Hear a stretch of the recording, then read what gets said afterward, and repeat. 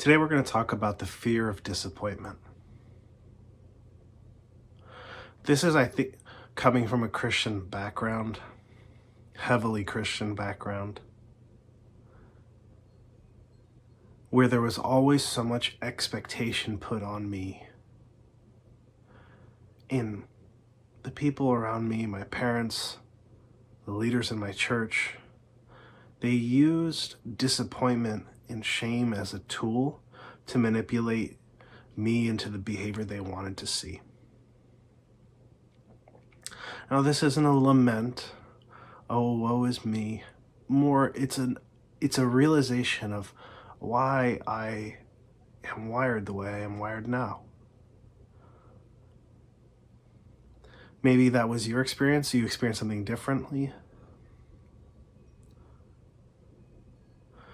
But I'm sure in your experience you've encountered that as well, where shame and guilt were used as a lever to move you from where you were to where someone else wanted you to be. Today we're talking about the fear that comes when you think you might disappoint someone, or you might disappoint something. You might fail. I was expected to perform. I was expected to give results, be it Bible verse memorization, showing up to church, being on my good behavior. Whatever it was, the expectation was laid bare with little room for reprieve. Yes, those things are normal. We are expected to show up. We're expected to do what we need to do. But when the reprisal feels like a punishment, but like one from a disappointment, there's something special about that pain that lingers. It's something that you get trained early on. Like a horse with a bit in its mouth and a bridle around its head, you get trained on where to go and how to go there. And soon it only takes subtle, nuanced ways to move you. No longer is it a big knockdown blowout. It just takes a little, just simple as a, that's weird. Just the littlest nuance will get you to shift and change. So now, having moved past Christianity, moved past our childhood, moved past performance equals good, we still have that wiring lingering inside of us that so often brings us back to that part where we feel small, where we feel like we're ready to be redirected, we're ready to be led another way. So when we find that space, that's where we learn how to shift. That's how we learn to meet ourselves. And that's how we learn to change our wiring.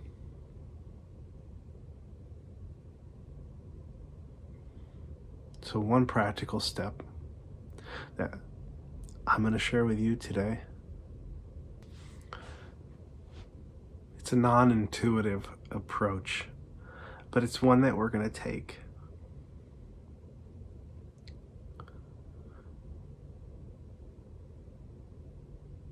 When we feel the threat of fear of disappointing someone, fear of not performing well, fear of being outside of someone else's acceptance,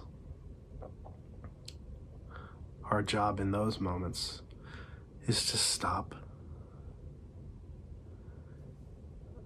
realize that fear inside of you is trying to help. It's not trying to shut you down. It's not trying to change you.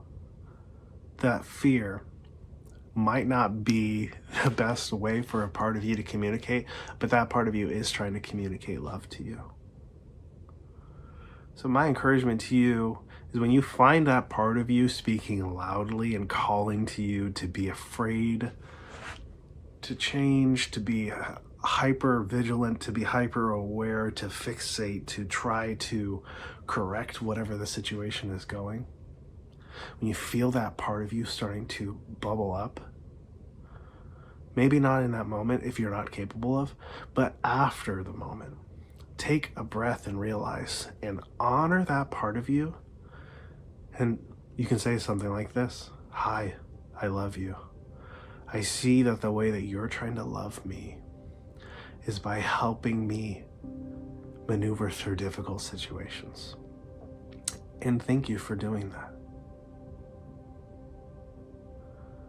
We're not trying to break apart a calloused part of our heart. We are trying to warm it up with love. Because the thing that's going to the thing that we can enact inside of us to change any amount of the wiring of the past is to meet that same part of us, but with a completely different mindset than the mindset that was met with it in the first place. We meet the hurt parts of us with love. Hi, I see you. I get it. I know that you just want things to be easy. You don't want to fight. You don't want to struggle. You just want to feel safe. I get it. I see you. Thank you for loving me. Thank you for the way that you love me. It might not be the way that I want to be loved, but I got you and you got me. So thank you.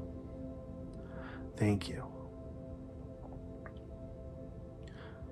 We show up for ourselves because no one showed up for us before.